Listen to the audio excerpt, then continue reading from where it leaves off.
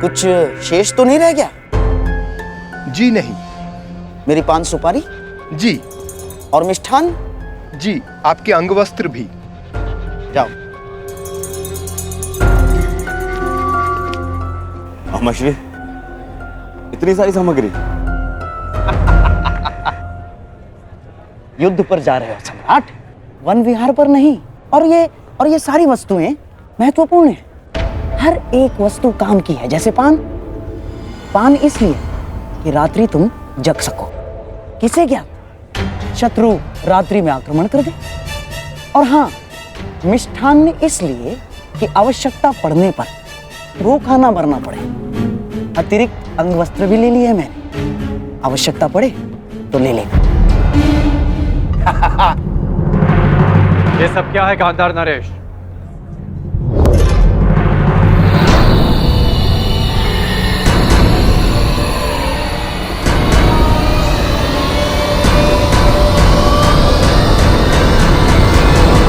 ये कैसा प्रबंध है? ये ऐसा प्रबंध अंगराज कि मैं और मेरा सम्राट दुर्योधन तुम्हारे साथ इस दिग्विजय यात्रा पर चलेंगे।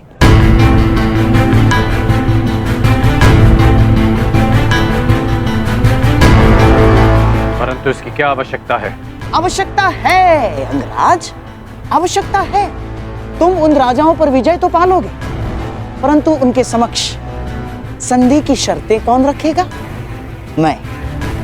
और हस्तिनापुर के प्रतिनिधित्व के रूप में मेरे दुर्योधन के समक्ष वो समर्पण करेंगे। मामाश्री,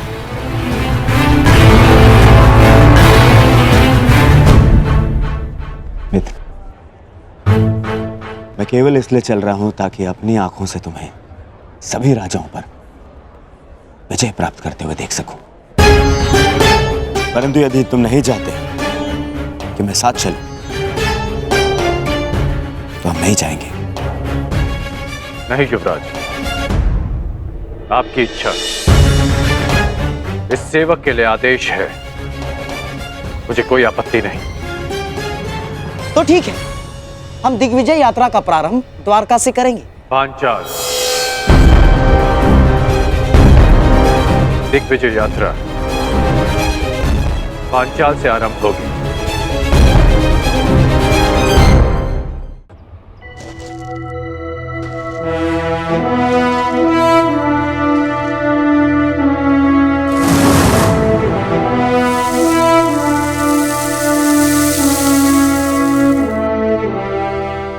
अब भी एक महत्वपूर्ण अस्त्र पाना शेष है पार्थ, पशुपतास्त्र।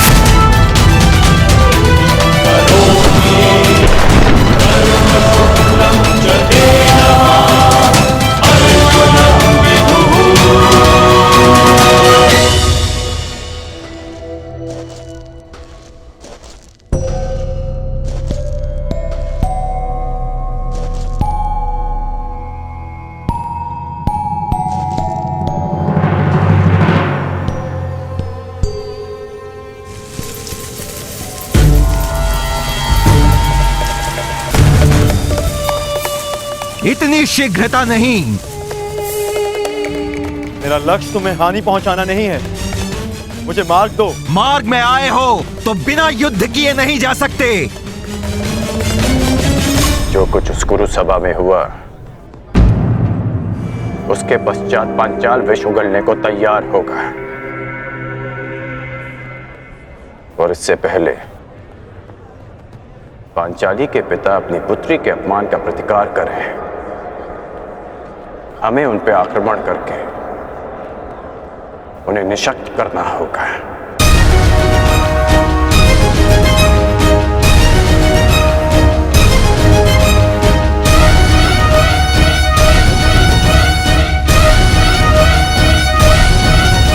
मामाश्री, शत्रु का पलड़ा अभी हल्का हो या बाद में, हमारा पलड़ा सदैव भारी रहेगा, क्योंकि हमारे पास कर्ण है।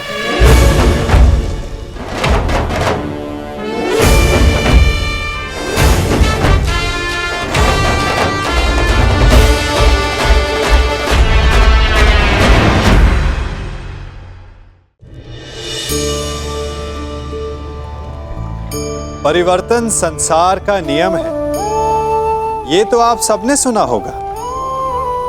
हम सब समय के साथ परिवर्तित होने का दंभ भरते हैं और आर्थिक रूप से संपन्न भी हो जाते हैं, परंतु क्या वास्तव में यही परिवर्तन है?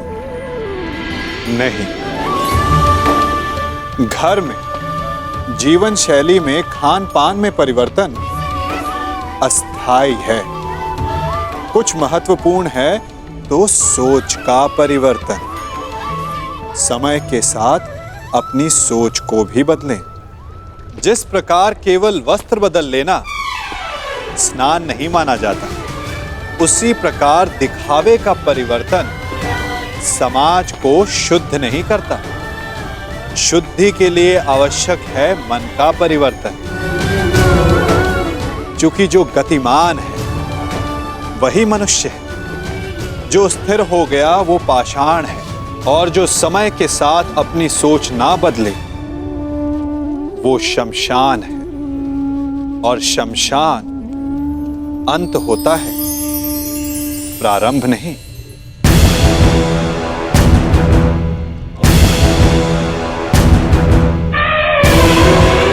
धर्मानुसार आक्रमण से पूर्व हमें पांचाल को चेतावनी देनी होगी। आक्रमण से पूर्व उन्हें समर्पण का अवसर देना आवश्यक है। मामाश्री, कहीं ऐसा ना हो कि हमारी दिग्विजय से पहले अर्जुन दिव्यास्त्र प्राप्त कर ले। इसीलिए तो मैं पहले द्वारका पर आक्रमण करवाना चाहता था दुर्योधन,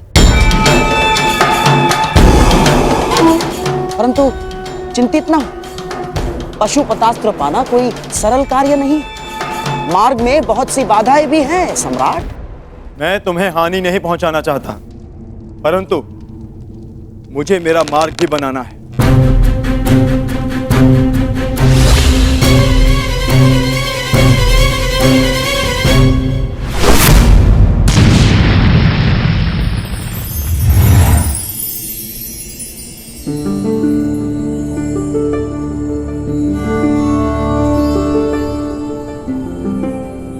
मैंने आज तक तुम जैसा मनुष्य नहीं देखा, इतना हठी परंतु इतना चैतन्य। तुम्हें मार्ग देकर मुझे आनंद की प्राप्ति होगी।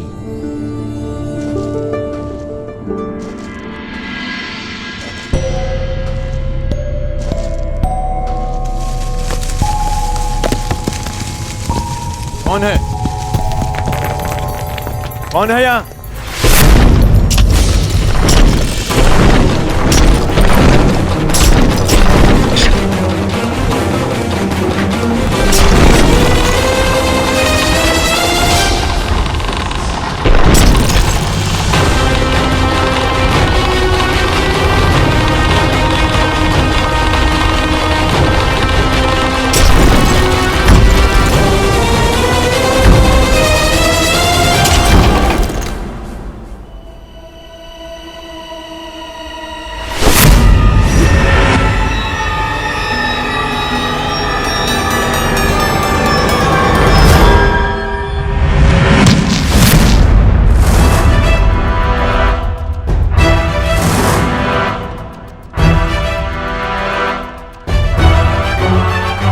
ये तो महागुरु परशुराम के शिष्य का संदेश है,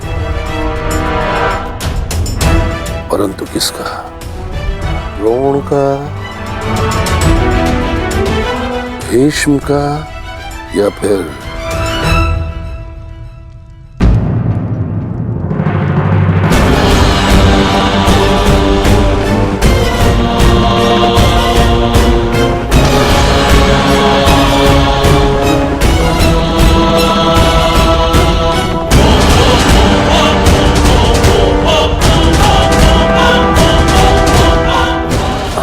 विचार को अधीनता स्वीकार नहीं है। वो दुर्योधन भूल गया कि युद्ध में उसका और उसकी सेना का क्या परिणाम हुआ था। अपने गुरु द्रोणाचार्य के लिए गुरु दक्षिणा लेने आया था वो, परंतु हमने स्वयं उसे उसके प्राणों की दक्षिणा दी। जिस हस्तिनापुर में हमारी पुत्री का अपमान हुआ, उस हस्तिनापुर से संधि कदापि नहीं। अपनी पुत्री के अपमान का प्रतिशोध हम लेंगे।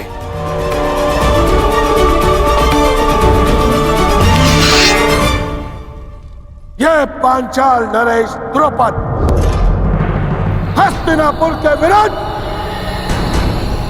युद्ध का शंखनाद करता है। धृष्टद्युम्न, पांचाल के सबसे घातक अस्त्र को प्रस्तुत करने का समय आ गया है।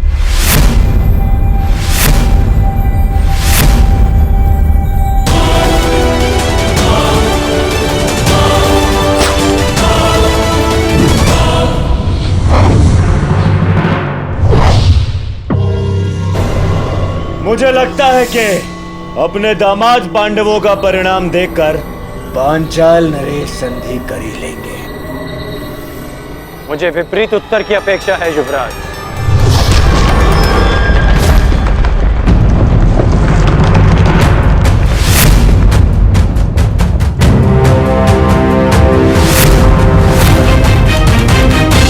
पांचाल नरेश का उत्तर आ गया युवराज।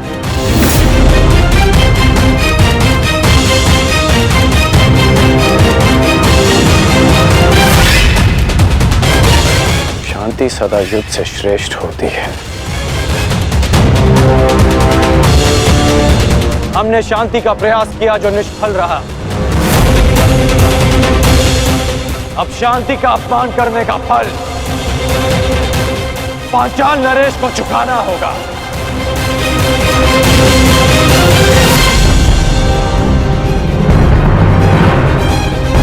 अब जब युद्ध निश्चित है अंगराज, तो सावधान रहना। कदाचित आपने पांचाल के मायावी योद्धा के विषय में नहीं सुना है। मायावी योद्धा? हाँ अंगराज, मायावी योद्धा द्रुपद की सबसे बड़ी शक्ति।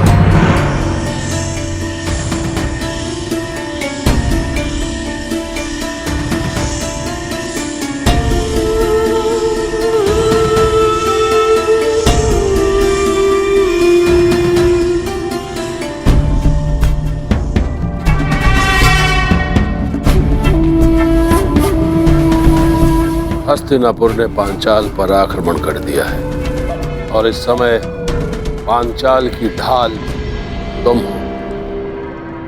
तुम्हें इस युद्ध में भाग लेना ही होगा।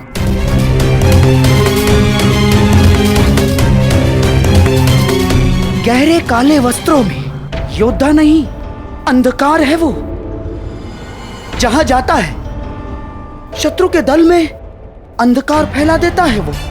तो फिर आज इस अंधकार का भी अंत होगा कांतार नरेश। सामान्य योद्धा नहीं है वो अंगराज। उसकी उपस्थिति मात्र से शत्रु योद्धाओं में पराजय का भय बैठ जाता है।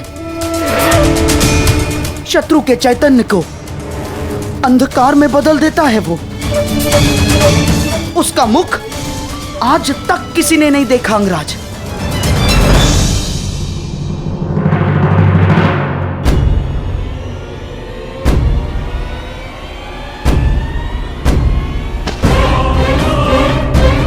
यही अवसर है पांचाल की रक्षा करने का और अपना प्रतिशोध लेने का, जिसकी कई जन्मों से प्रतीक्षा थी तुम्हें। यदि इस युद्ध में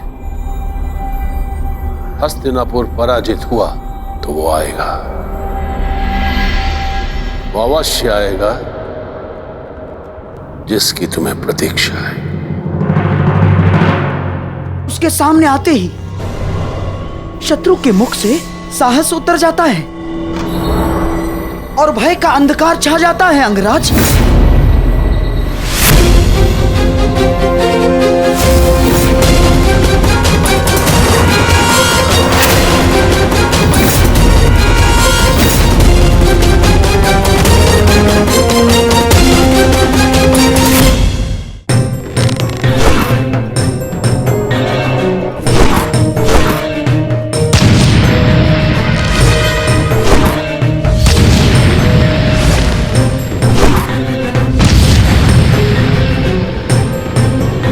चट्टान पर बाणों का प्रभाव क्यों नहीं हो रहा? अवश्य ये कोई मायाजाल है।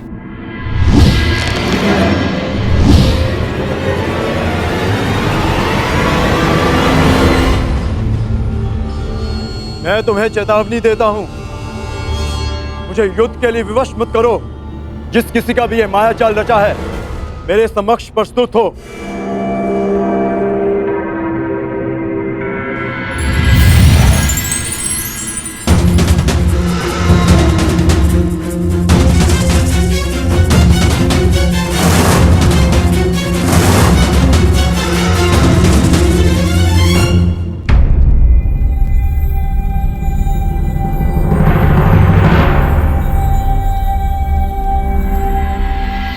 हस्तिनापुर ने पंचाल पर आक्रमण कर ही दिया। यदि हस्तिनापुर की सेना आई है तो वो भी जरूर आएगा, वो जिसकी मुझे वर्षों से प्रतीक्षा है। आप युद्ध कीजिए। हस्तिनापुर को अंधकार के गर्त में पहुंचाने के लिए आपका योद्धा उचित समय पर प्रस्तुत हो जाएगा।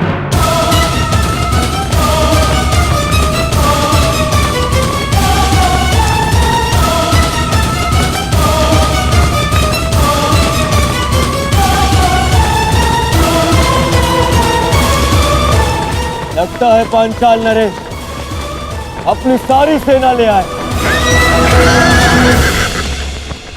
तो आज पांचाल की सारी सेना का नाश होगा।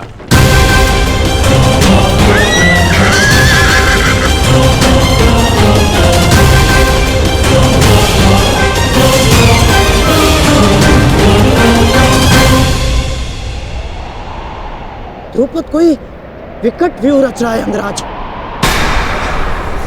विकट नहीं, महाविकट व्यू गांधार नरेश।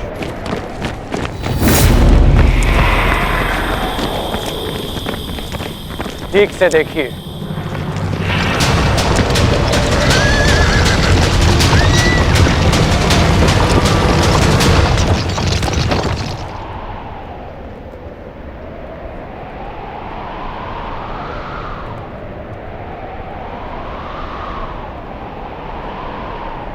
पूंछ की ओर से सेना का प्रवाह आगे होगा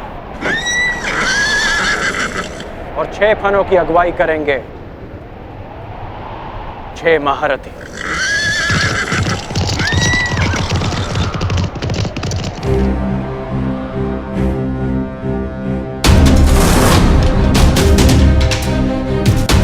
ये शेषनाग व्यूह रच रहे हैं।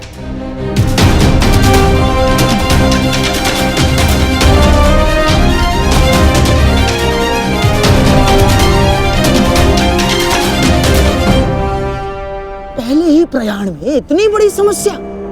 हम वन भ्रमण पर नहीं, दिग्विजय पर निकले हैं गांधार नरेश। दिग्विजयों का सामना तो करना ही होगा।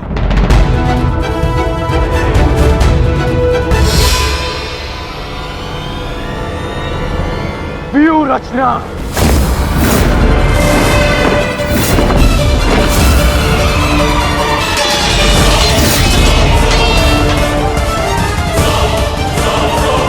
शेषनाग व्यू का उत्तर है गरुड़ व्यू।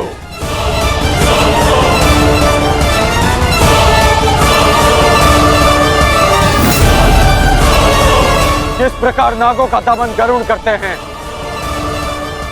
उसी प्रकार हमारा व्यू पांचाल की सेना को छिन्न भिन्न कर देगा।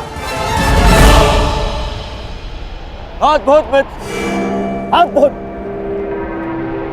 पांचाल नरेश, ये हस्तिनापुर की ओर से अंतिम चेतावनी है। अंतिम अवसर है आपके पास। युवराज दुर्योधन से संधि कर लीजिए। वही दुर्योधन ना जो पिछले युद्ध में हमारे हाथों बंदी बना था। वो दुर्योधन मित्रता के योग्य नहीं है। जिन कौरवों के हाथ हमारी पुत्री यज्ञासिनी के आंचल तक पहुंचे हैं, उन हाथों से संधि नहीं अपितु उन हाथों का नाश होना चाहिए। अब मेरी भी अंतिम चेतावनी सुन लो अंगराज।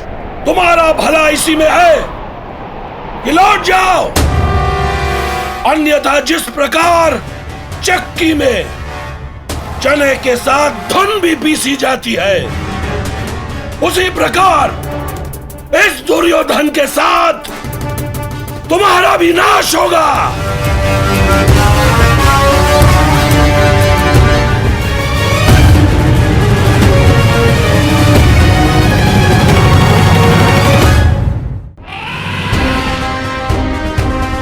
तुम्हारा भला इसी में है कि लौट जाओ।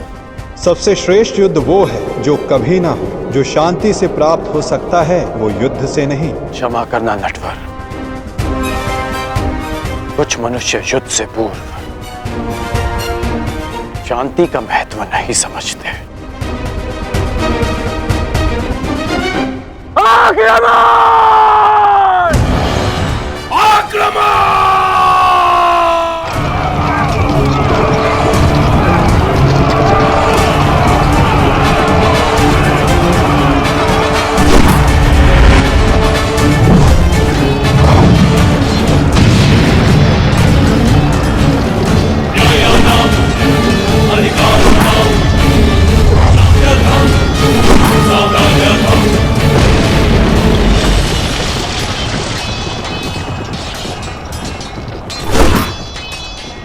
आज मैं और मेरा पुत्र इसी रणभूमि में द्रौपदी के अपमान का प्रतिशोध लेंगे।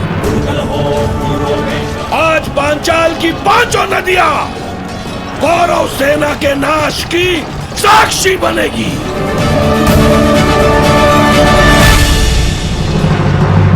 आप कौन है देवी? मालिनी, यक्षिणी हूं मैं। क्या चाहिए आपको?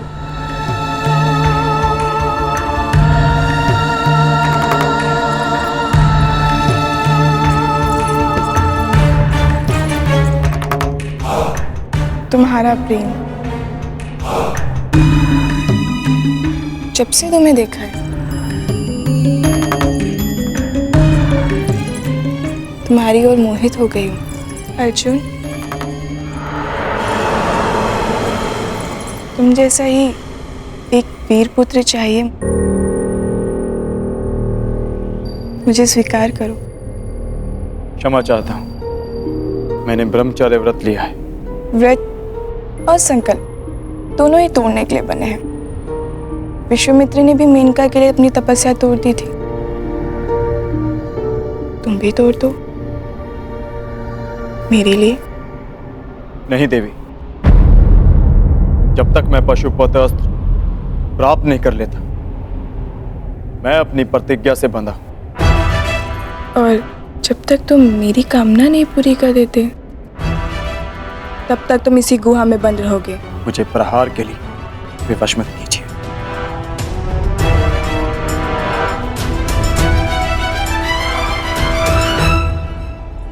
प्रयास करो। स्त्री पर अस्त्र उठाना क्षत्रिय धर्म नहीं, परंतु जो स्त्री काम वेश में आकर पुरुष का धर्म भंग करना चाहे, जिसे मर्यादा का ज्ञान ना हो, जो अपनी ही काम पूर्ति के लिए अपनी शक्तियों का दुरुपयोग करे, उसे राक्षसी माना गया। और एक राक्षसी पर अस्त्र उठाना क्षत्रिय धर्म है। सावधान!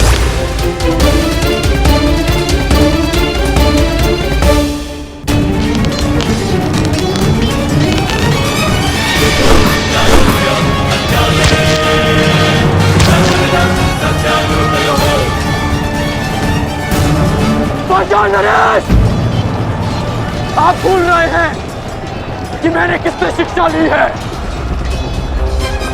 कदाचित आपने मुझे स्वयंवर में अपने कौशल प्रदर्शन का अवसर दिया होता तो आज आप मुझसे युद्ध करने का दुस्साहस नहीं करते।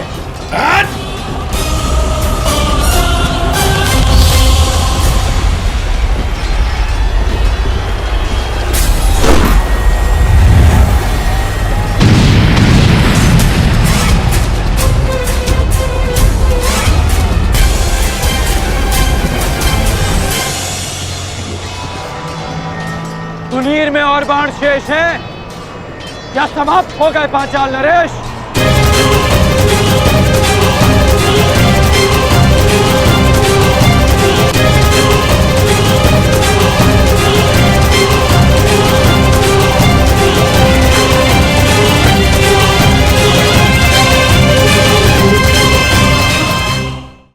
एक वृक्ष को काटने के लिए कुल्हाड़ी की लगभग 100 मार लगती है। हाँ, अंतिम प्रहार उसे अवश्य गिरा देता है। तो क्या पहला प्रहार निष्फल हो गया? नहीं, पहले प्रहार ने चिन्ह बनाया और दूसरे प्रहार ने उसे और गहरा कर दिया। और इसी प्रकार हर प्रहार उस वृक्ष के तने को इतना दुर्बल बना देता है कि अंतिम प्रहार वृक्ष को धराशायी कर जाए। इसलिए यदि आपका पहला प्रहार असफल हो जाए तो स्वयं को असफल मत समझो, प्रहार करते जाओ। अर्थात सफलता के लिए फल की कामना ना करें। हमें अपना कर्म करते रहना चाहिए। स्वर्ण को भी कुंदन बनने के लिए ताप सहना होता है। हीरे को भी चमक पाने के लिए सान पर स्वयं को घिसना पड़ता है। इसीलिए यदि सफलता की चमक चाहिए तो परिश्रम करना पड़ेगा और कठिनाइयों का ताप सहना होगा।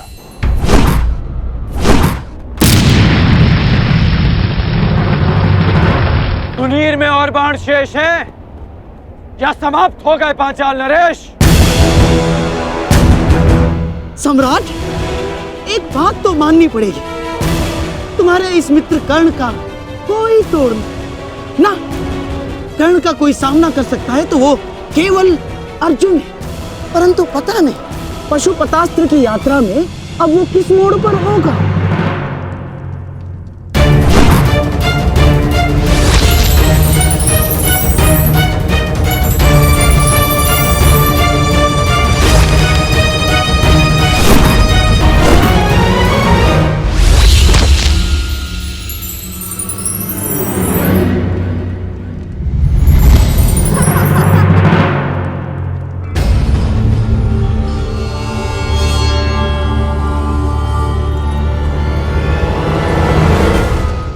बड़े भोले हो तुम कौनते। जिस अस्त्र से मुझे मारा जा सके वो तुम्हारे पास नहीं है, परंतु जिस अस्त्र से तुम्हें बांधा जा सके वो अस्त्र मेरे पास है।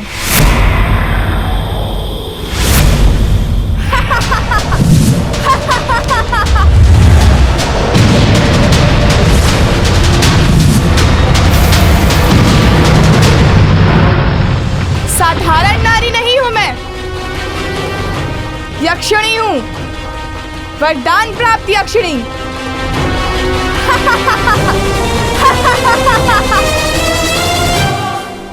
इस कर्ण के सामने हमारा हर प्रहार असफल है पिताश्री। समय आ गया है पांचाल के सबसे घातक अस्त्र को प्रस्तुत करने का।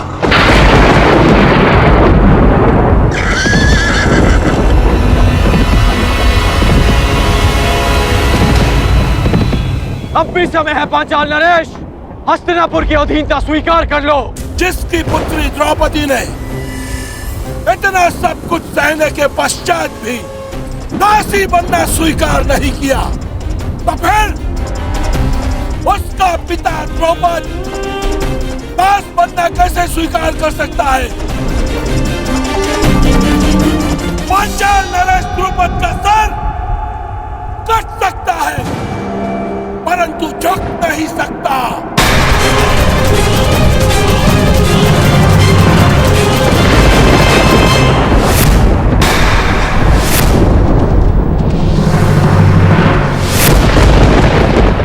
मुझे युवराज दुर्योधन के चरणों में राजाओं के मस्तक चाहिए। झुके हुए मिले तो उत्तम, अन्यथा कटे ही सही।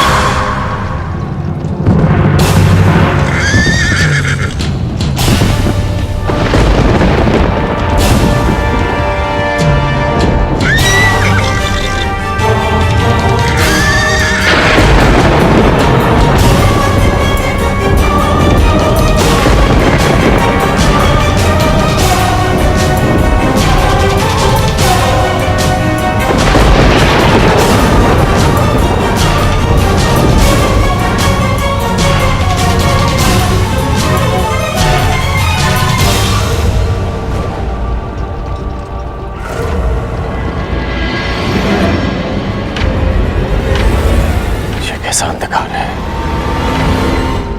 कैसी माया है ये।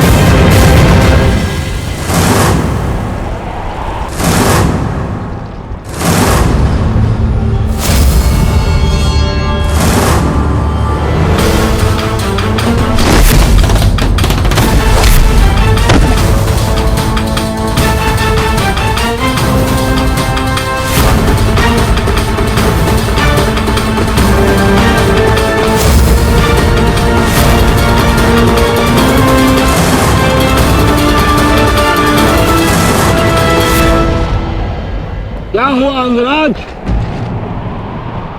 क्या हुआ? अब करो प्रहार। प्रहार करो अंगराज, प्रहार करो। कौन है ये?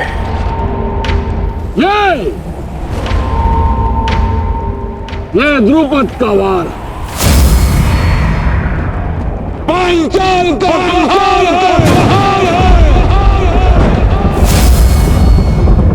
चलो युद्ध करो।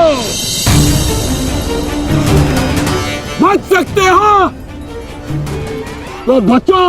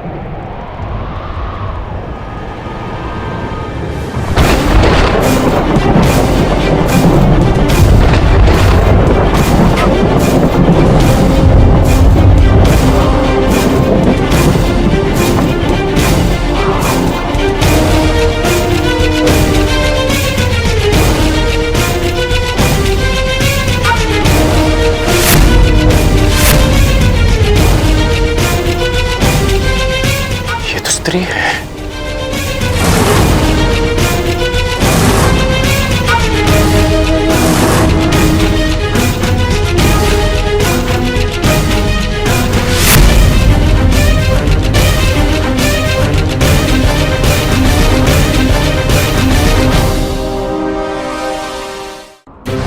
सावधान कर्ण।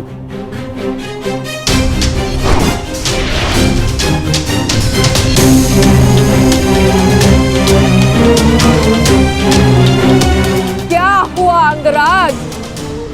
भयभीत हो? युद्ध करो। एक स्त्री पर अस्त्र उठाना किसी भी योद्धा के धर्म के विरुद्ध है।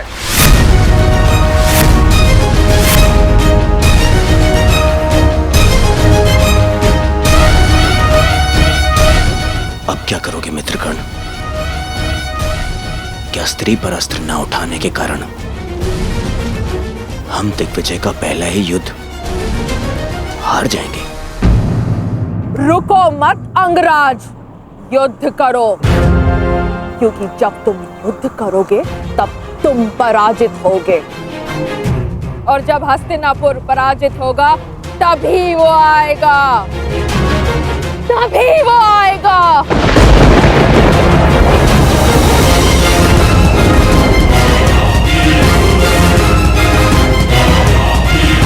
ये किसके आने की बात कर रहे हैं? तुम सबको बंदी बनना होगा, तभी वो आएगा, तभी मेरे जन्मों का प्रतिशोध पूर्ण होगा।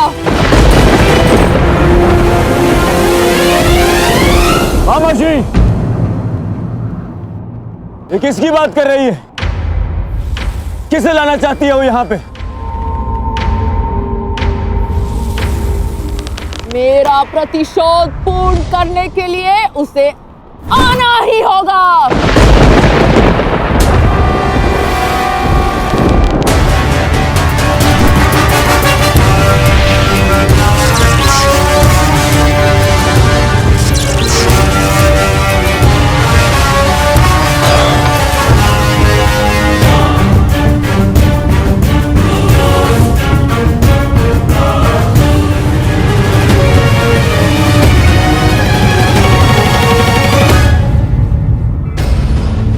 दिव्य कवच तुम्हें प्रहार से बचा सकता है अंगराज, परंतु कब तक?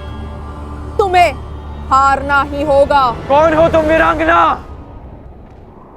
और किसके आने की बात कर रही हो?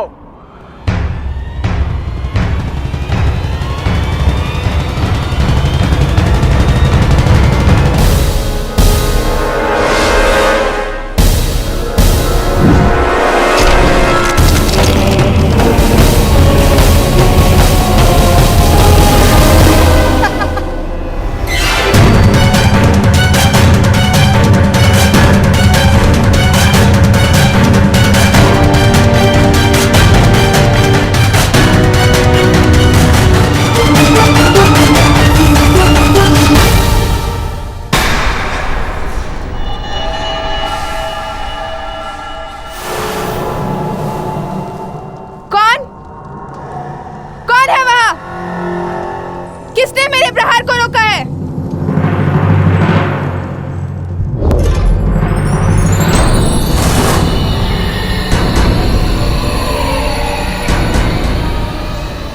इंद्रदेव, आप? पर आपसे तो मेरा कोई बैर नहीं। मेरे पुत्र से बैर कर कर तुमने मुझे अपना बैरी बना लिया।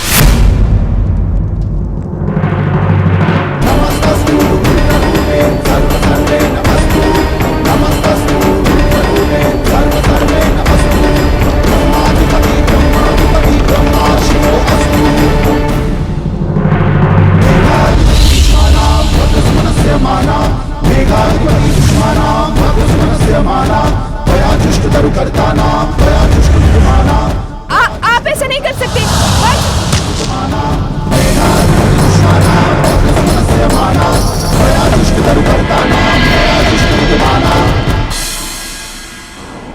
बताओ कौन हो तुम? अपना परिचय दो। अंगराज, यह शिखंडनी है, शिखंडनी,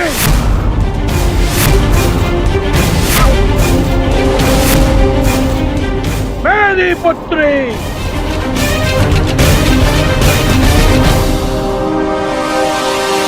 युद्ध करो अंगराज,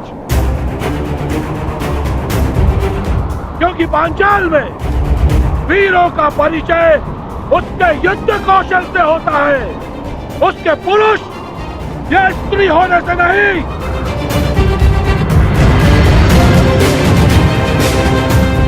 और यदि लड़ने का साहस नहीं है तो बुलाओ उसे, मेरे सामने लाओ। मैं एक स्त्री पर अस्त्र नहीं उठा सकता, और ये पता नहीं किसे लाने की बात कर रही है।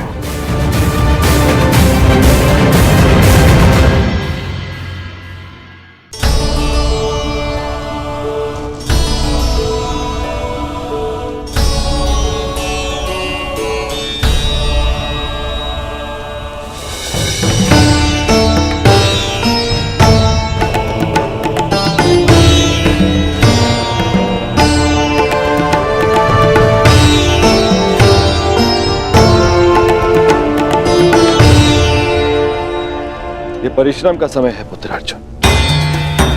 हमारा लक्ष्य कैलाश है। जाओ, कैलाश का मार्ग उस ओर है। जाओ अर्जुन, कैलाश की ओर प्रस्थान करो। विजयी भाव, यशस्वी भाव, सफल भाव।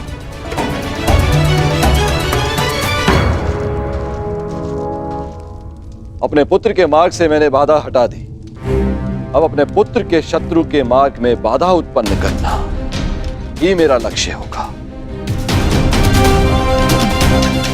सावधान कर, देवराज इंद्र अपना प्रतिशोध लेकर रहेगा। कर्ण, प्रहार करो। यदि तुमने प्रहार नहीं किया तो मैं प्रहार करूंगा। नहीं युवराज, नहीं।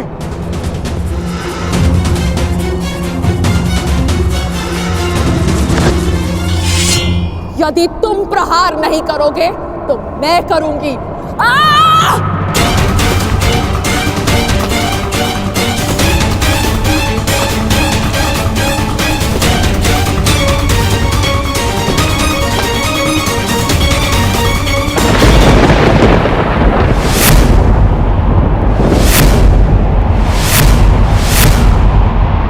आ गया वो। आज मेरे जन्मों का प्रतिशोध पूर्ण होगा।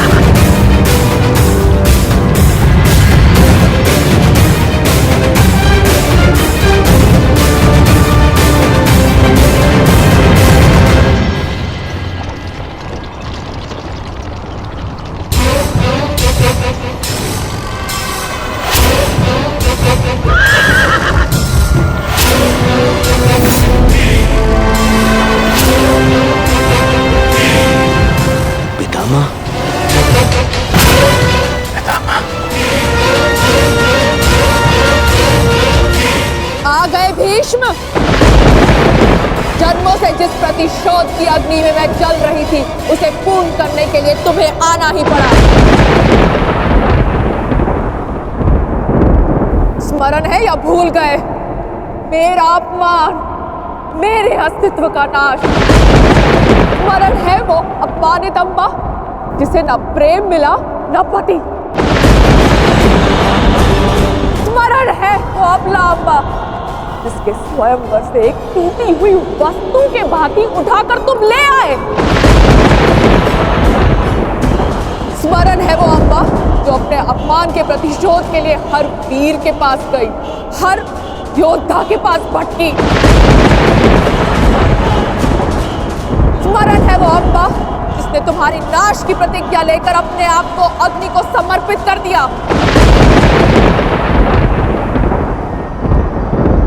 हाँ भीष्म, मैं उसी अम्बा का पुनर्जन्म हूं। शिखंडिनी, शिखंडिनी, शिखंडिनी।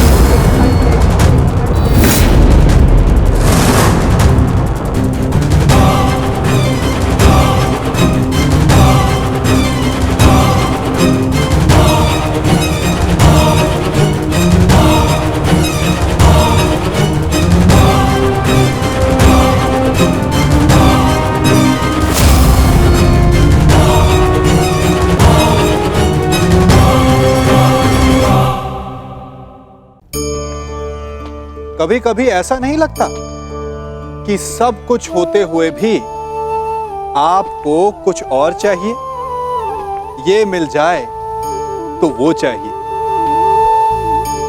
यदि आपको ऐसा असंतोष अनुभव होता है तो इसमें कोई आपत्ति नहीं है, क्योंकि संतुष्ट हो जाना मनुष्य का स्वभाव ही नहीं है। और इसी कारण मानव ने सभी जीवों में सबसे अधिक विकास किया। इसीलिए मनुष्य ने आर्थिक और शक्ति रूप से वृद्धि की, संपन्नता बढ़ती गई, ज्ञान बढ़ता गया। अर्थात विकास के लिए असंतोष बहुत आवश्यक है। परंतु समस्या तब उत्पन्न होती है जब ये असंतोष ईर्ष्या में बदल जाता है। जब आप स्वयं की संपत्ति अर्जित करने की अपेक्षा ये प्रयास करने लगते हैं कि आपके प्रतिद्वंदी की संपत्ति अधिक ना रहे, तब ये असंतोष ईर्ष्या में बदल जाता है। और यही ईर्ष्या जन्म देती है अपराध को, षड्यंत्र को। तो प्रश्न ये उठता है कि इस ईर्ष्या से बचा कैसे जाए? और इसका केवल एक ही उपाय है। जब प्रयास अपने साथ साथ दूसरों के विकास का भी हो, तब जाकर ईर्ष्या समाप्त होती है और प्रारंभ होता है आनंद का, वास्तविक विकास का। स्मरण है वो अम्बा जिसने तुम्हारी नाश की प्रतिज्ञा लेकर अपने आप को अग्नि को समर्पित कर दिया।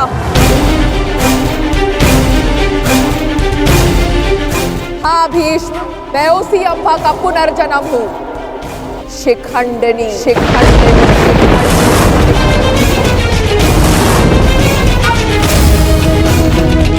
जो तुम्हारा काल बन के जन्मी है, आज उस अम्बा का प्रतिशोध पूर्ण होगा। आज मैं तुम्हें मृत्यु दूंगी।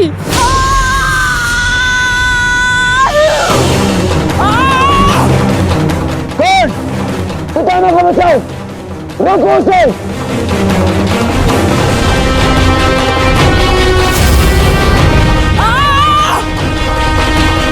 अंगराज, तुम कुछ करते क्यों नहीं हो?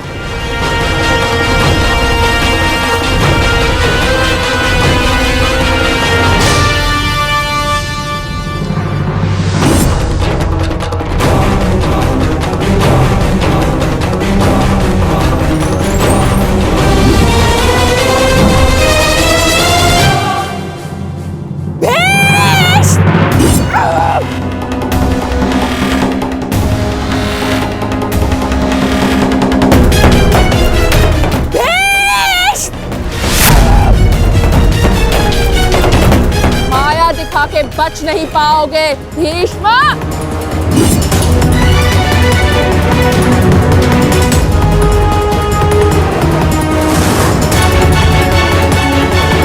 कब माया अस्त्र ये प्रतिद्वंद्वी के सबसे बड़े शत्रु का भय उसके समक्ष उत्पन्न कर देता है।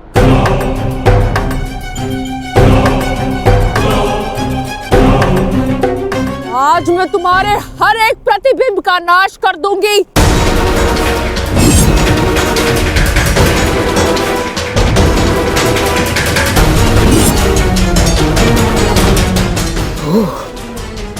तो वो कथा सत्य थी जो अंबा गंगा पुत्र के संहार के लिए पुनर्जन्म लेगी।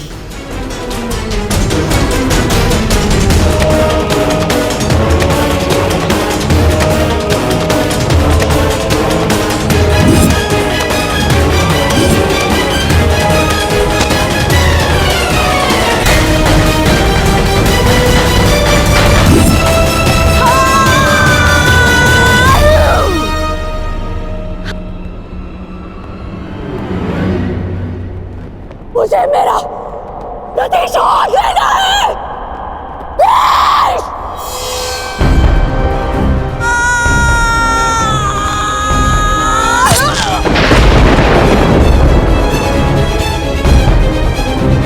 अब समय आ गया है, शिखंडिनी को नागपाश के बंधन का अनुभव करा दिया जाए।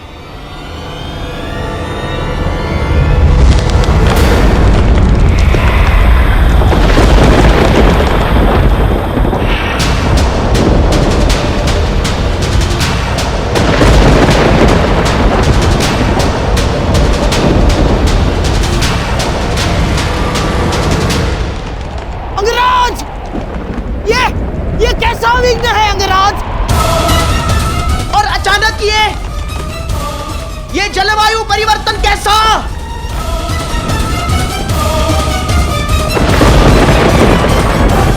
और वो भी केवल हमारी सेना पर अंगराज। अंगराज, उधर पांचाल की सेना के ऊपर का आकाश तो स्वच्छ है। अब ये किस शत्रु की माया है अंगराज? ये सब क्या हो रहा है सूर्यदेव?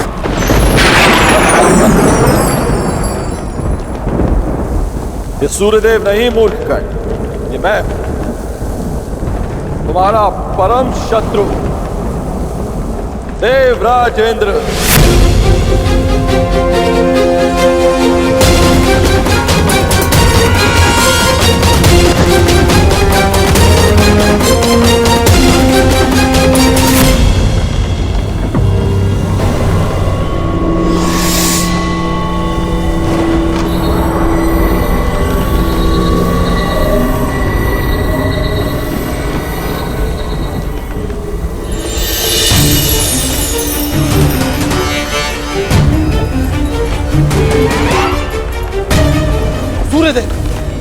ये आप क्या कर रहे हैं? अब क्यों मेरे मार्ग में आ रहे हैं? देवताओं के राजा होने का ये अर्थ नहीं है कि आप ही को अपनी शक्तियों का प्रयोग करने का अधिकार है।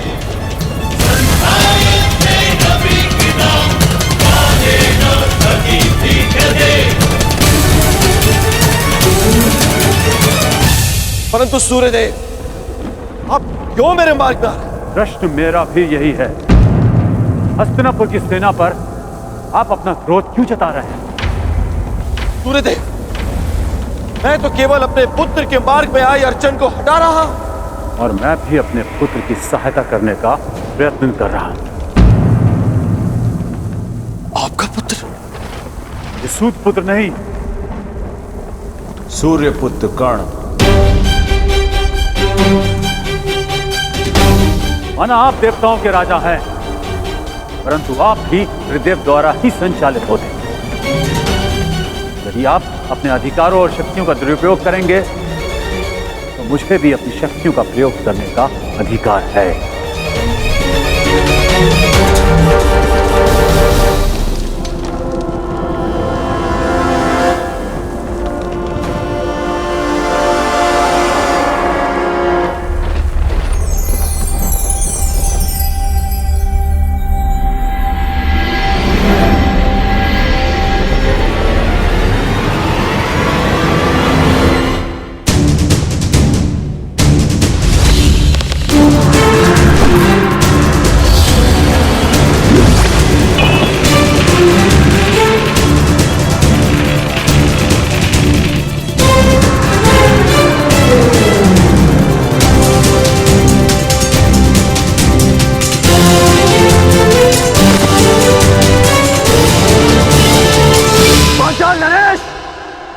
यदि अपने राज्य का विध्वंस नहीं चाहते हो तो अपनी पराजय स्वीकार करो और अपना मुकुट युवराज दुर्योधन के चरणों में रख दो।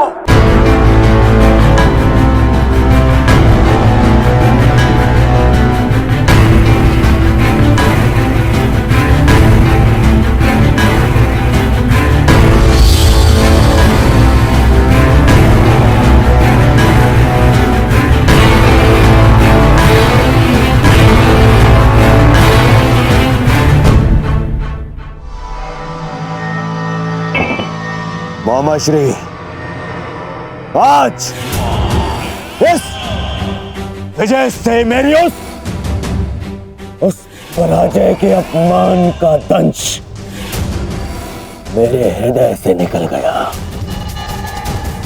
जब मैं आचार्य द्रोण को उनकी गुरु दक्षिणा नहीं दे पाया था। मेरा सम्मान स्वीकार कीजिए वीरांगना। निश्चित रूप से आप एक महान योद्धा हैं। क्षमा कीजिएगा कि मुझे एक स्त्री को नागपाश में बांधना पड़ा। क्यों तुम पुरुषों को यह अभिमान है कि स्त्री केवल दया का पात्र है, कि वो दुर्बल है, कि वो केवल सृजन कर सकती है? एक स्त्री अगर चाहे तो संहार भी कर सकती है। शताब्दियों से यही तो चला आ रहा है, सम्मान की आड़ में स्त्री का अपमान।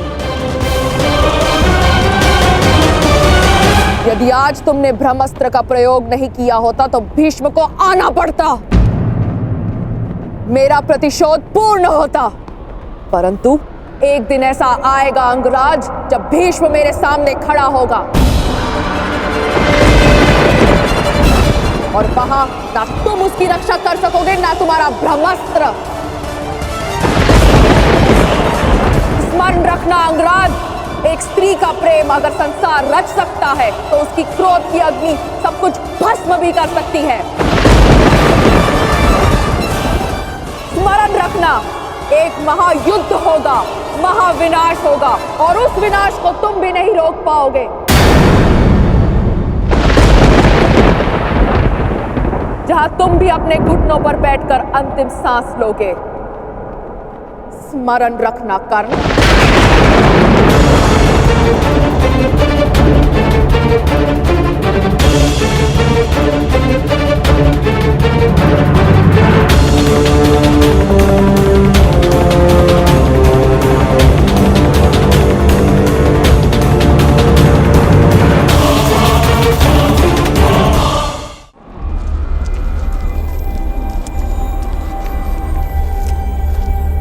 बड़ा भयंकर युद्ध था अंगराज।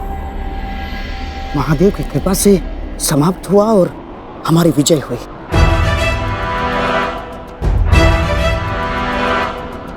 अभी कई युद्ध शेष हैं और कई विजय प्राप्त करनी है गांधार नरेश। हाँ।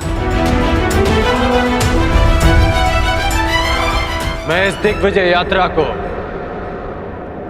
अंत तक अवश्य पहुंचाऊंगा।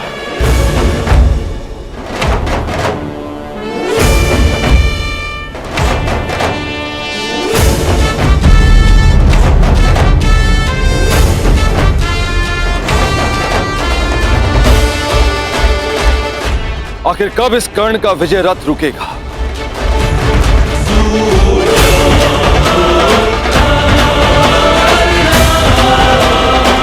अब तो मैं खुलकर कुछ कर भी नहीं सकता, कोई प्रहार नहीं कर सकता, क्योंकि तुरंत सूर्यदेव इसके समर्थन में आ जाएंगे। सूर्यपुत्र कर्ण।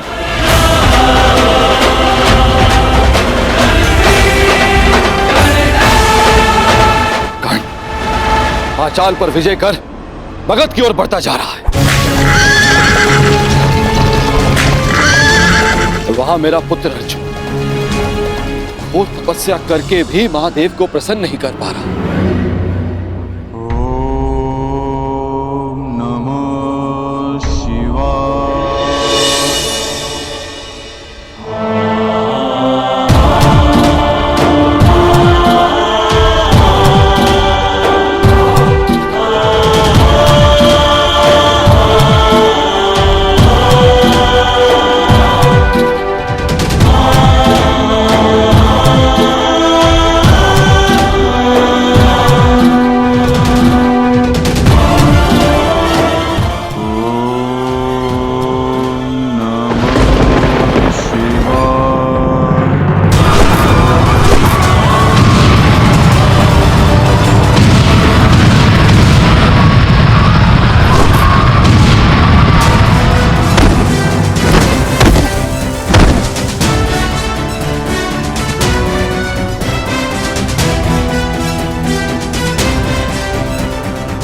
कर्ण ने कलिंग और बंग पर भी विजय प्राप्त कर लिया। अधिक से अधिक शक्तिशाली होता जा रहा है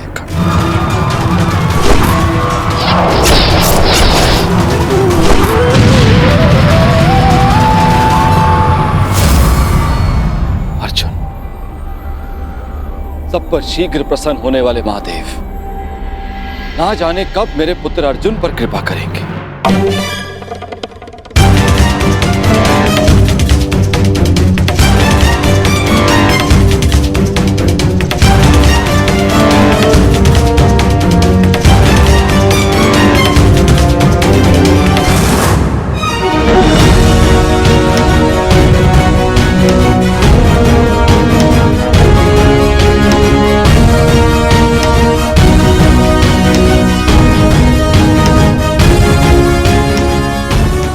वनवास के 10 वर्ष पूर्ण हो चुके।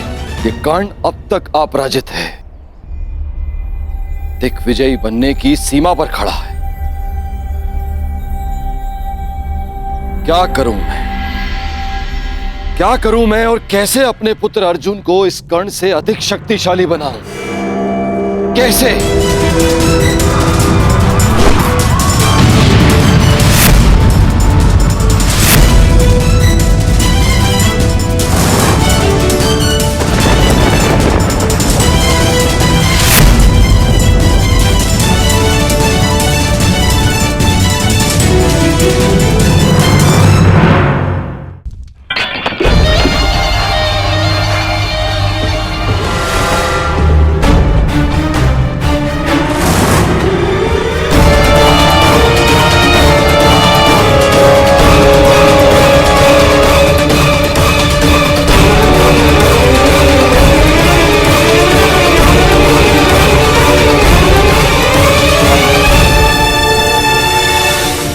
बंग, छेदी, कलिंग, मगध, त्रिगद, मत्स्य, इन सब पर या तो विजय मिली है या इनसे संधि हुई है युवराज। आपके चरणों में भारत के सारे राजाओं के मुकुट प्रस्तुत हैं। कुछ ने स्वेच्छा से दिए हैं और कुछ के शीश काट कर लाए गए हैं। असत्य भाषण तुम जैसे वीर पुरुष को शोभा नहीं देता अंगराज। अभी तक दिग्विजय संपन्न नहीं हुई है, क्योंकि इन मुकुटों में एक मुकुट तो है ही नहीं। उग्रसेन का मुकुट अंगराज। द्वारका अंगराज, द्वारका। अभी तक तुम्हारा द्वारका पर विजय पाना शेष है अंगराज, और द्वारका पर विजय पाए बिना मेरे सम्राट दुर्योधन की दिग्विजय अधूरी होगी अंगराज।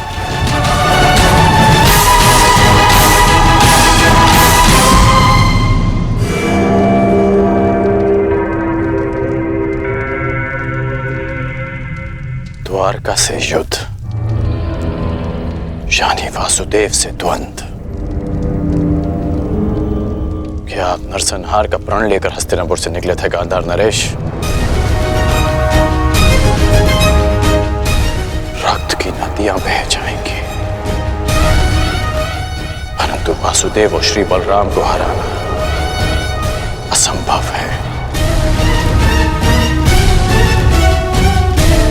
लोग इन्हें यूं ही अवतार नहीं कहते। अवतार की कथा पे वो विश्वास करते हैं जो कृष्ण से भयभीत हो।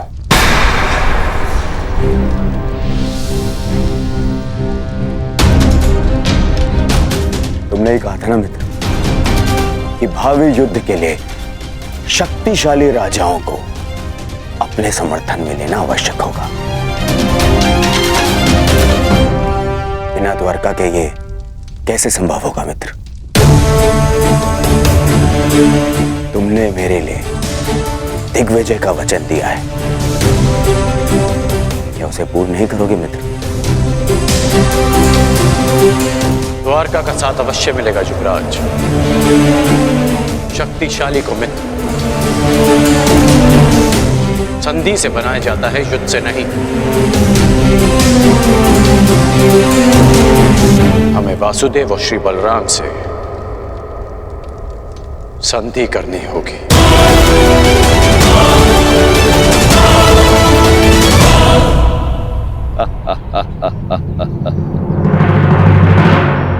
द्वारका से संधि?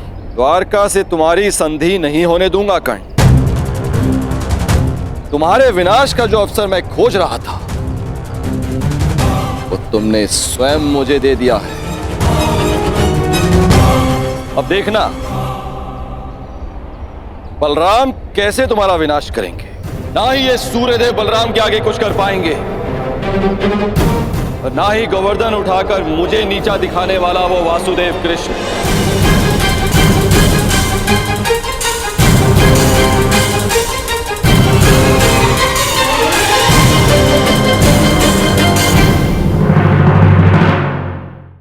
हम सबके जीवन में कई बार ऐसा होता है कि हम लक्ष्य के बिल्कुल निकट होते हैं, परंतु अचानक हमारे मार्ग जैसे बंद हो जाते हैं या फिर हम भ्रम में फंस जाते हैं।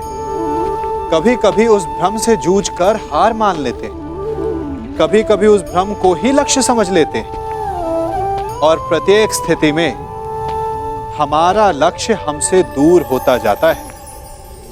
अब प्रश्न ये उठता है कि ऐसे में क्या किया जाए, और उत्तर है धैर्य। मन जब अधीर होता है तब सोचने समझने की क्षमता खो देता है, भ्रम के माया जाल में फंस जाता है और अंततः थक कर हार जाता है। जबकि धीरज रखने से मन शांत होता है, आप एकाग्रचित होते हैं, भ्रम के माया जाल से निकलकर अपने लक्ष्य को देख पाते हैं। इसीलिए धीरज रखना सीखें, क्योंकि ये बहुत बड़ी शक्ति है। हमें वासुदेव और श्री बलराम से संधि करनी होगी। द्वारका से संधि? द्वारका से तुम्हारी संधि नहीं होने दूंगा कर्ण। अब देखना बलराम कैसे तुम्हारा विनाश करेंगे। ये आप क्या कह रहे हैं इंद्रदेव? नंदिनी को आप कैसे लेके जा सकते हैं? विवशता, विवशता श्री बलराम। मुझे लगता है नंदिनी द्वारका में सुरक्षित नहीं है। क्यों? अचानक से द्वारका असुरक्षित कैसे हो गया? है नहीं, किंतु होने वाला है।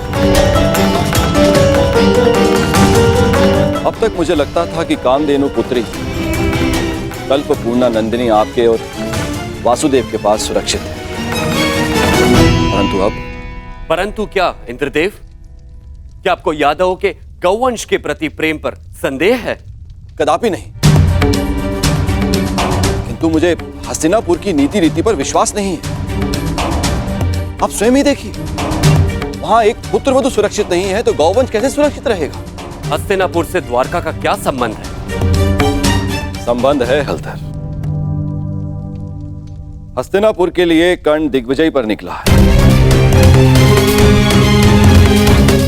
आवश्यक है कि वो एक दिन द्वारका अवश्य आएगा। आपने सोच भी कैसे लिया देवराज कि हस्तिनापुर की अधीनता हम स्वीकारेंगे? यदि हस्तिनापुर की सेना द्वारका के द्वार पर पहुंची तो मैं उन्हें यमलोक का द्वार दिखा दूंगा। और वो यदि संधि के लिए आए तो? संधि? संधि तो एक बहुत अच्छा विकल्प है। संधि से विकास के द्वार खुलते हैं। बड़े ही भोले हैं आप महाबली। आप उस हस्तिनापुर से संधि करेंगे जहां पुत्रवधू के वस्त्र हरण किए गए। आप उस हस्तिनापुर से संधि करेंगे जहां आपके फुफेरे भाइयों को द्यूत में छल कपट से हराया गया। याद रहे, कर्ण भी उनके साथ है। एक सूत पुत्र से संधि करेंगे।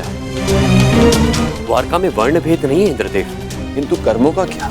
उस कर्ण ने छल कपट करके अपने गुरु से विद्या प्राप्त करी। खुले दरबार में द्रौपदी का अपमान होते देखा। आपके बहनोई अर्जुन के प्राणों का प्यासा है वो, कोई योद्धा नहीं है वो, एक छलिया है। और आप चले हैं उनसे संधि कर। आपको स्मरण है कि वो आपसे संधि क्यों करना चाहते? मैं बताता हूं आपको, ताकि जब पांडव वनवास से वापस लौटे और युद्ध आरंभ हो तो उन्हें आपका समर्थन मिल सके। हे महाबली, क्या आप ऐसे लोगों की सहायता करेंगे जिन्होंने विष में एक नारी के साथ क्रूर कर्म किए?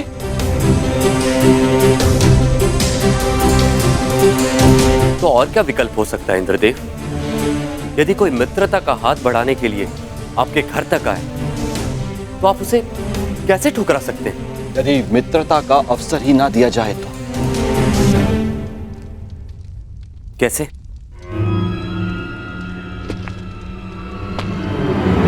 अश्वमेघ यज्ञ से। इससे पहले कि वो कर्ण द्वारका पहुंचे, आप अपने नाना श्री के प्रतिनिधि बनकर यज्ञ आरंभ कीजिए। अश्व छोड़िए। यदि कर्ण ने उस अश्व को जाने दिया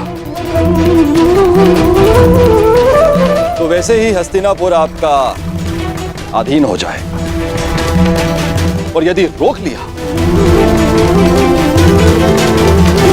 तो आप युद्ध करके उसका नाश कर सकते हैं। ये अच्छा विकल्प है।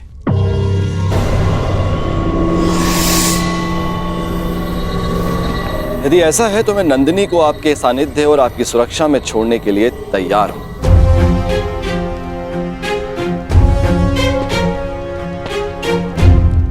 दाऊ,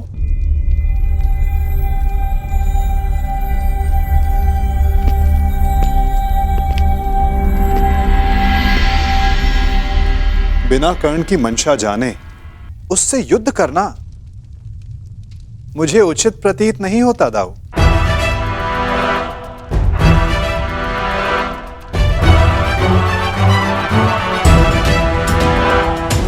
मुझे ऐसा प्रतीत होता है कि आप नंदिनी की सुरक्षा करने में समर्थ नहीं।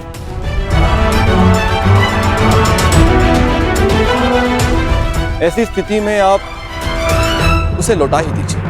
यदि नंदिनी यहां से गई तो द्वारका का अपमान होगा, जो मुझे स्वीकार नहीं। नंदिनी यहीं पे रहेगी।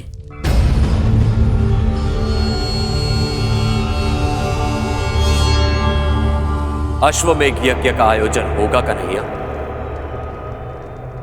ये तुम्हारे ज्येष्ठ का आदेश है।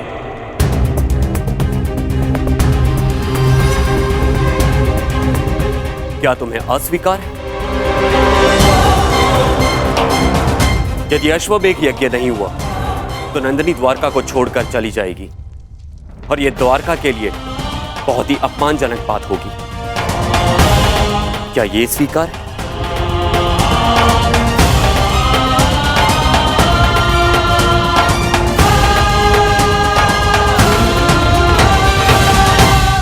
मैं आपके आदेश के परे कहां हूं दाऊ।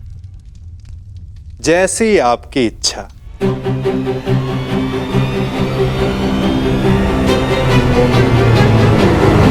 तो ठीक है, यज्ञ के लिए उत्तम अश्व की व्यवस्था करो, और पहले ही मुहूर्त में यज्ञ प्रारंभ होगा।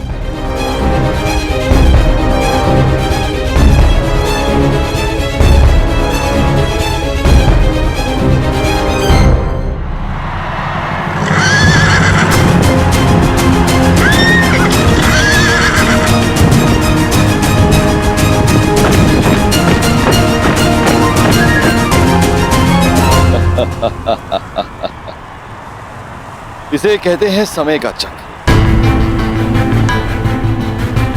हर मोड़ पर तुमने मुझे पराजित किया है कर्ण, लेकिन अब तुम्हारे पास कोई विकल्प नहीं। यदि द्वारका के अश्व को जाने दिया तो भी तुम्हारी पराजय होगी, और रोक दिया तो बड़े भ्राता बलराम तुम्हारा वध करेंगे,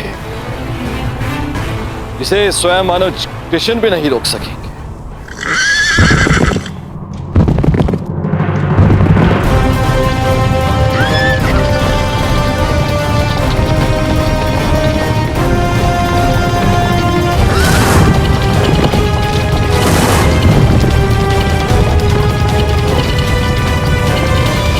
रुको!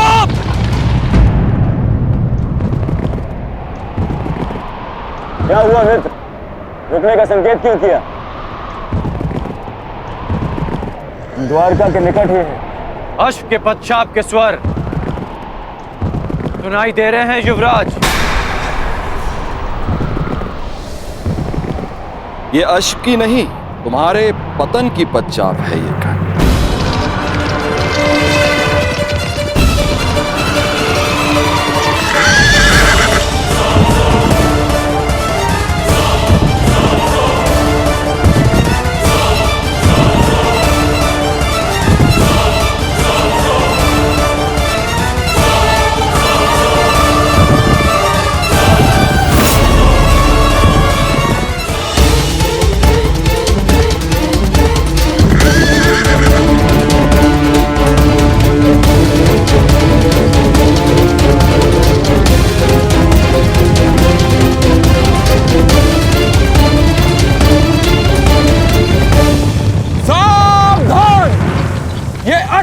यज्ञ का अश्व है जो श्री बलराम और श्री कृष्ण की सुरक्षा में है।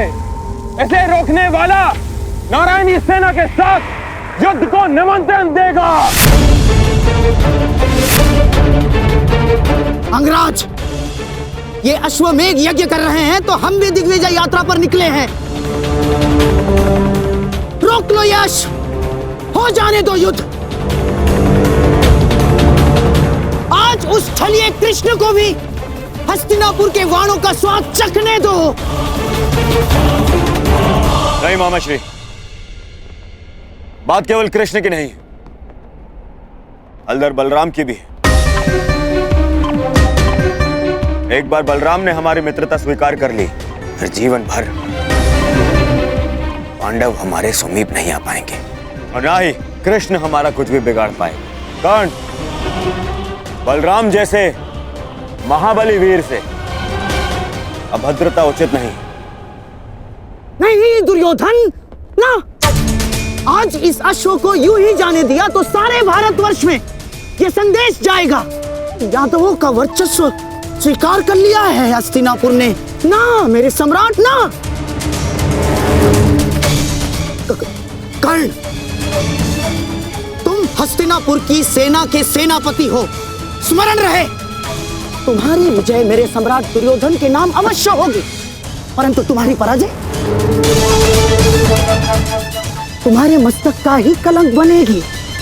कर्ण, स्मरण रखना। सोच क्या रहे हो कर्ण?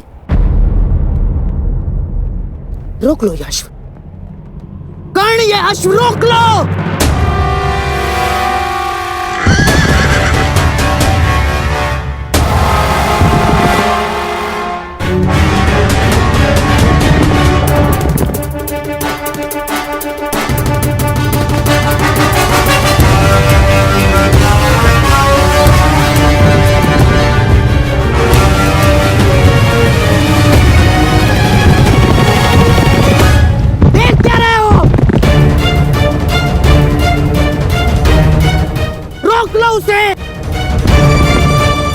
नहीं। कर्ण,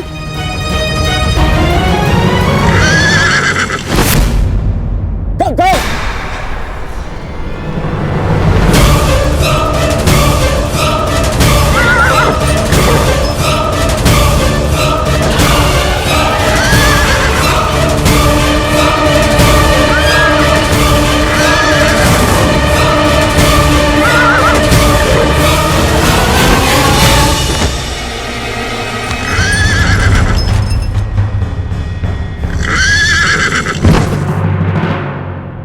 ये तुमने क्या किया मित्र?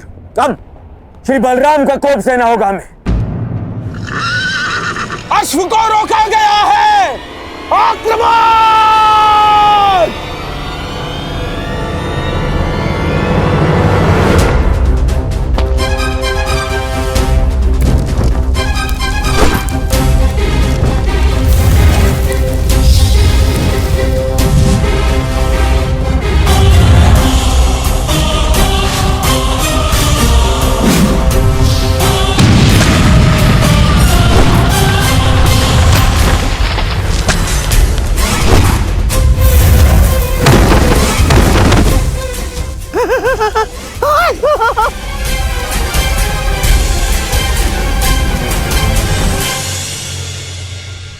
ठीक कहा था देवराज ने।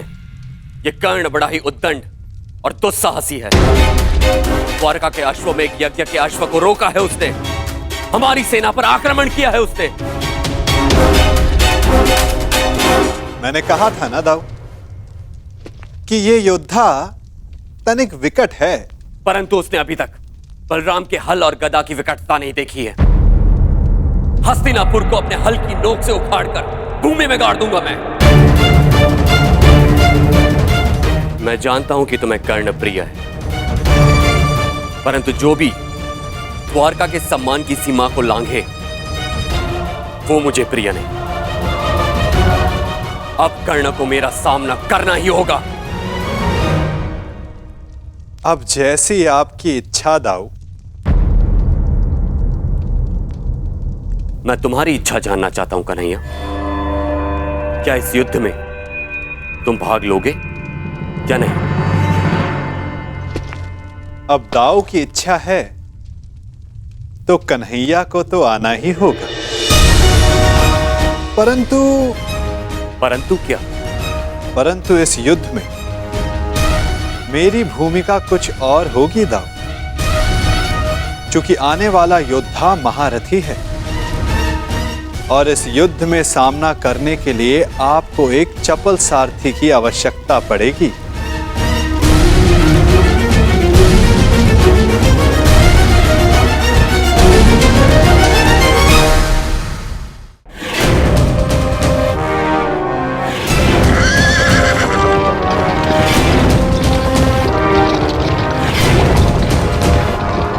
लो सम्राट, ये छलिया सारथी बनकर आया है, अर्थात शस्त्र नहीं उठाएगा। विजय निश्चित है सम्राट, विजय निश्चित है हमारी।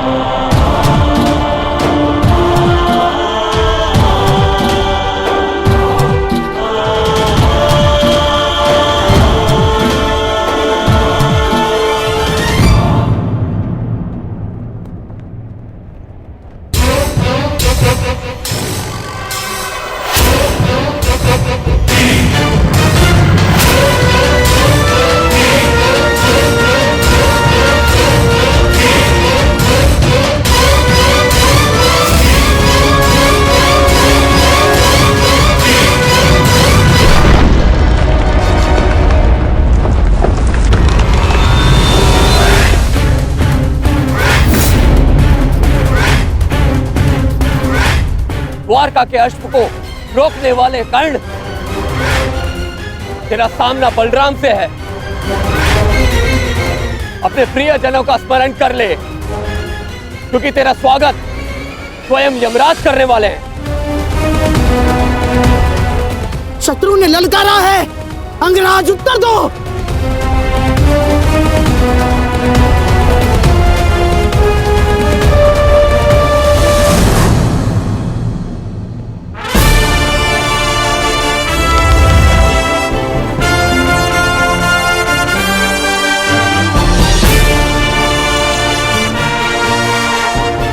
इस छलिए कृष्ण ने हमारे कई बनते काम बिगाड़े हैं दुर्योधन।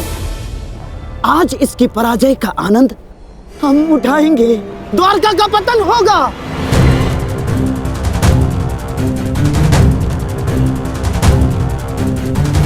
और फिर तुम्हें पांडवों का कोई भय नहीं होगा। मेरे सम्राट, कोई भय नहीं होगा।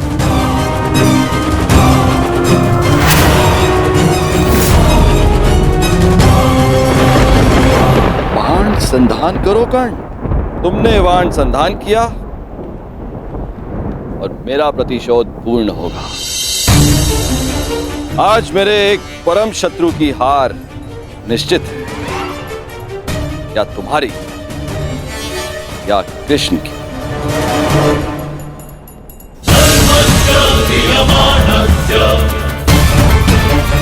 चला बाण चला कर्ण। ये तेरे बाण ही तेरी मृत्यु का कारण बनेंगे। देख रहे हो कन्हैया, जिस कर्ण से तुम्हें इतना स्नेह है वो कितना दृष्ट है।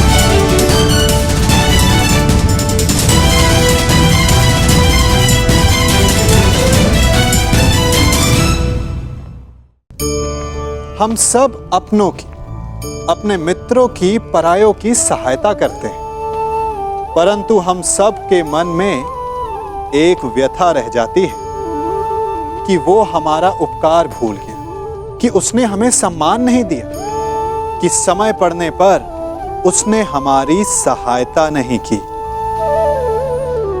होता है ना ऐसा?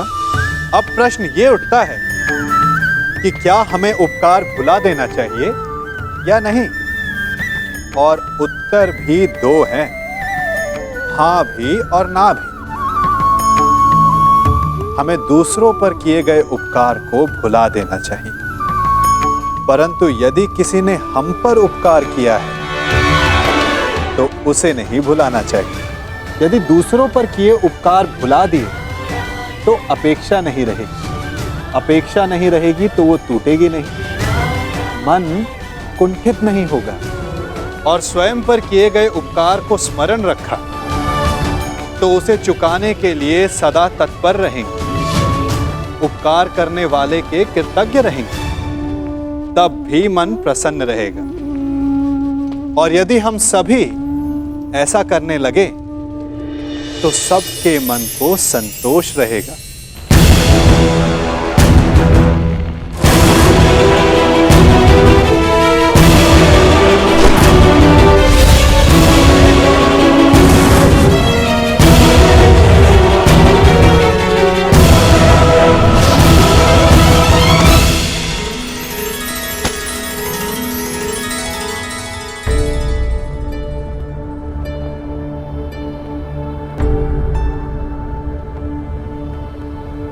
इस सुगंध से तो प्रभु परशुराम का तेज स्मरण हो आया है। ये कैसा प्रहार है? प्रहार नहीं, आभार है दाऊ।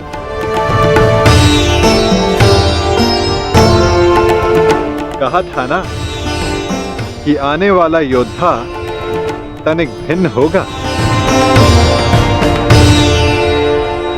हस्तिनापुर के युवराज की ओर से मैं परशुराम शिष्य राधेकर्ण श्री बलराम और वासुदेव को नमन करता हूं। शत्रु को नमन?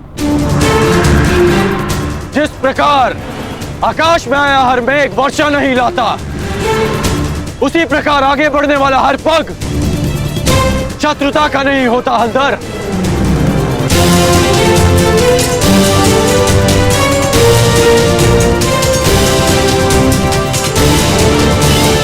हस्तिनापुर की मित्रता स्वीकार करें।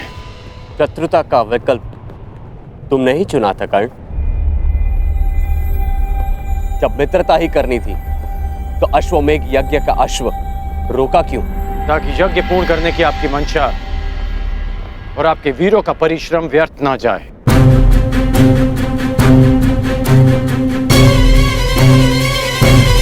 इस अश्व को ध्यान से देखिए। इस अश्व का दायां कान कटा हुआ है।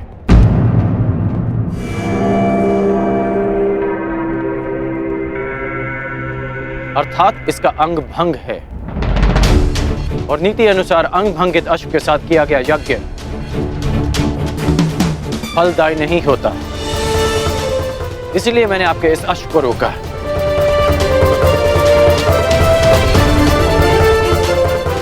हलधर, मैं स्वयं आपको समझाना चाहता था, परंतु उससे पूर्व आपके वीरों ने मुझ पर आक्रमण कर दिया और कदाचित मुझे उसका उत्तर देना पड़ा।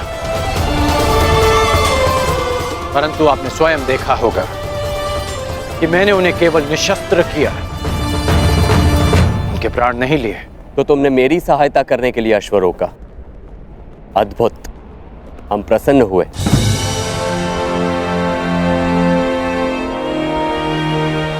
यह अश्व लाने का उत्तरदायित्व किसका था?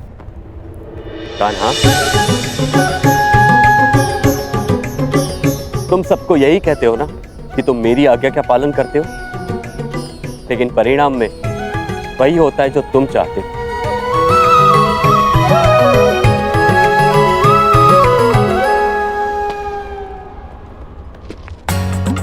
अब क्या करूं दाऊ, मेरा भाग्य ही ऐसा है। भाग्य नहीं, धूर्तता है तुम्हारी।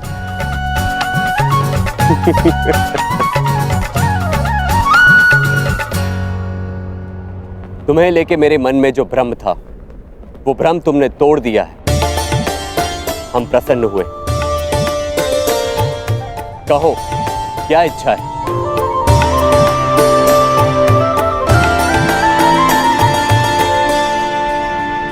आपसे मित्रता की इच्छा है हलधर।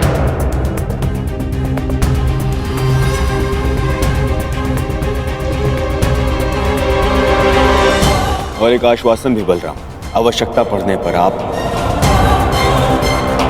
और आपकी सेना हस्तिनापुर की सहायता अवश्य करेंगे।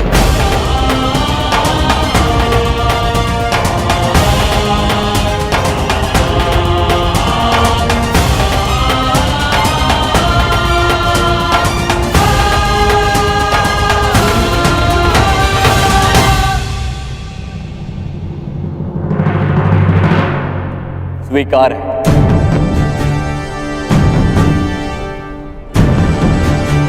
परंतु मैंने तुमसे कुछ मांगने को कहा था कर्ण। इस समय मेरा लक्ष्य युवराज दुर्योधन को सर्वशक्तिशाली बना देना है।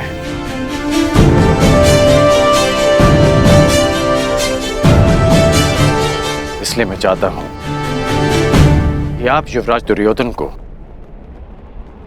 गदा युद्ध की शिक्षा दें और इन्हें संसार का सर्वश्रेष्ठ गदाधारी बना दें। स्वीकार है।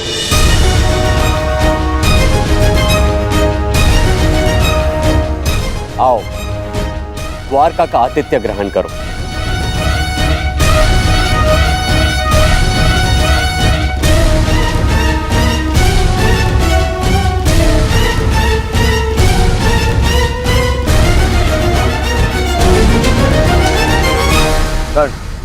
वरदान तुम्हें मिला था और तुमने उसे मेरे लिए उपयोग किया। आज तुमने एक बार फिर यह सिद्ध कर दिया कि संसार में यदि कोई मेरा सबसे बड़ा हितैषी है तो वो तुम हो कर्ण। मैं हस्तिनापुर का हितैषी हूं युवराज, और हस्तिनापुर युवराज का सेवक। मेरा धर्म हस्तिनापुर और आपको शक्तिशाली बनाना है। प्रणिपात युवराज।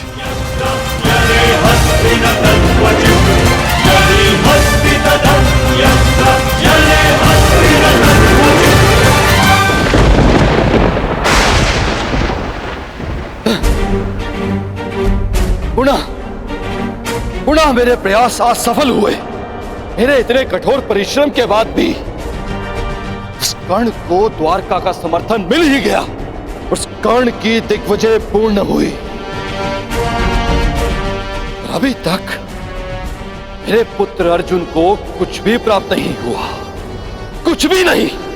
समय आ गया है, समय आ गया है, मुझे ही कुछ करना होगा। इस कर्ण के सौभाग्य को दुर्भाग्य में परिवर्तित करना होगा।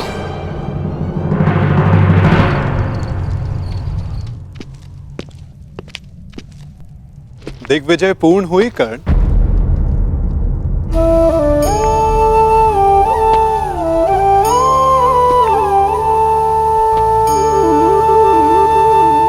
लगभग 12 वर्षों तक तुम लगातार युद्ध करते रहे हो। निश्चित रूप से थकान अनुभव हो रही होगी। विश्राम नहीं करोगे? मित्रा के लिए शरीर की थकान से अधिक मन की शांति होती है केशव। मेरा मन अशांत है। एक परिवर्तन का स्वप्न लेकर मैंने अपना जीवन प्रारंभ किया था। तू स्वयं ही परिवर्तित हो गया केशव।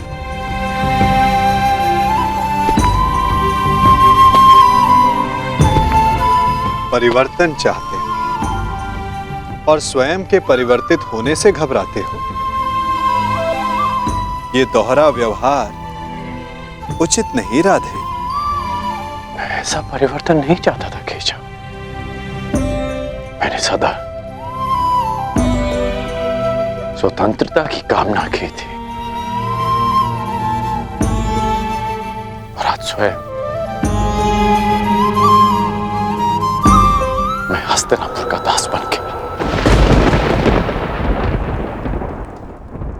मैंने तो कितनी बार तुमसे ये बंधन तोड़ देने का आग्रह किया अंगराज,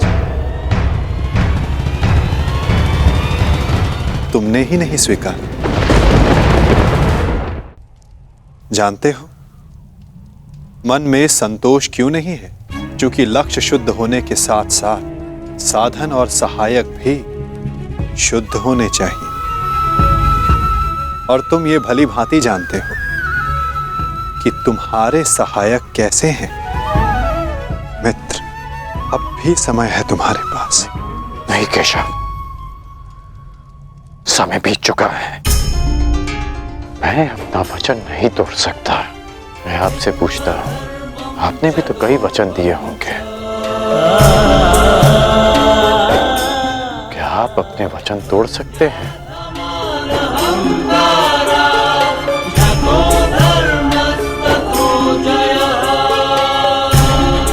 कौन जाने मित्र, भविष्य में क्या छिपा है? तुम बताओ, अब दिग्विजय के पश्चात तुम क्या करोगे? केशव, मेरा मन अशांत है। सोच रहा हूं कि हस्तिनापुर जाने से पूर्व गुरु परशुराम के दर्शन करा। विचार उत्तम है मित्र, परंतु स्मरण रखना, कभी कभी अकेला यात्री मार्ग में भ्रम के जाल में फंस जाता है। प्रयास करना कि भ्रम के जाल में ना उलझ जाओ। केशव, जिस परिस्थिति में मैं हूं, कोई भ्रम मुझे क्या सताएगा?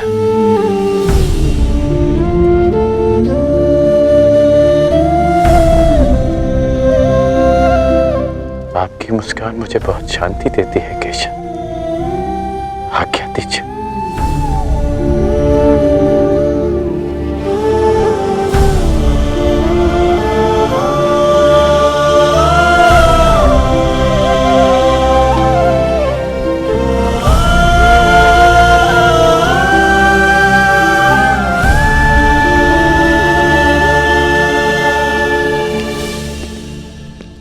कभी कभी मनुष्य परिस्थितियों का खिलौना बन जाता है मित्र।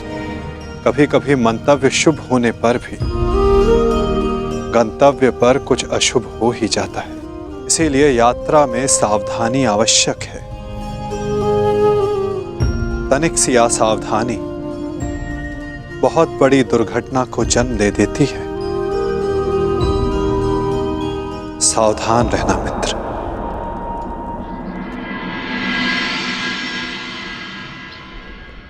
अपने गुरु से भेंट करने से मैं तुम्हें रोक नहीं सकता मित्र, परंतु मैं चाहता था कि तुम मेरे साथ में हस्तिनापुर चलो, मेरे इस दिग्विजय का सम्मान और सत्कार प्राप्त करो।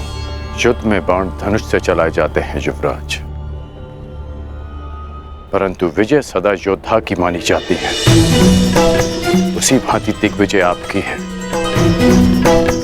मैं तो केवल एक निमित्त मात्र हूं।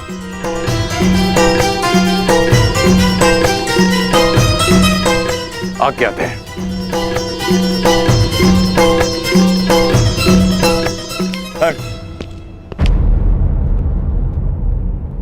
अपने मित्र को हार कर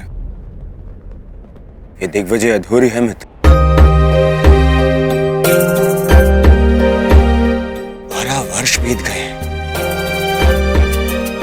इन 12 वर्षों में तुमने मेरे लिए धनुष उठाए, परंतु कभी दृष्टि नहीं उठाई। ढाल बनकर मेरे शरीर की रक्षा की है, परंतु मित्र बनकर कभी गले नहीं लगाए।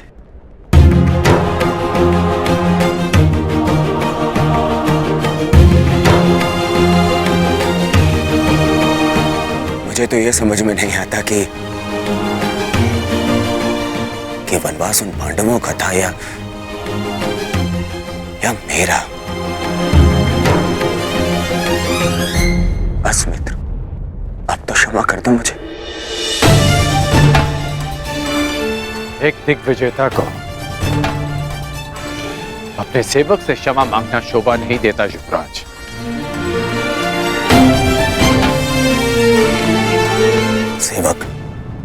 सेवक ऐसे 100 दिग्विजय न्यौछावर कर सकता हूं तुम्हें एक बार गले लगाने के लिए। बस एक बार मेरी आंखों में देखकर मुझे मित्र पुकार के एक बार गले लगा लो मित्र।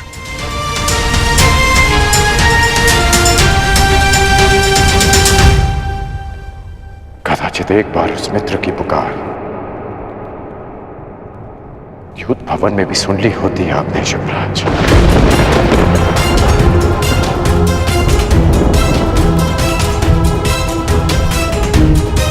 अब जो आपके सामने खड़ा है वो आपका और हस्तिनापुर का सेवक अंगराज कर्ण है, आपका मित्र राधे कर्ण द्रौपदी के अपमान की ज्वाला में भस्म हो चुका है।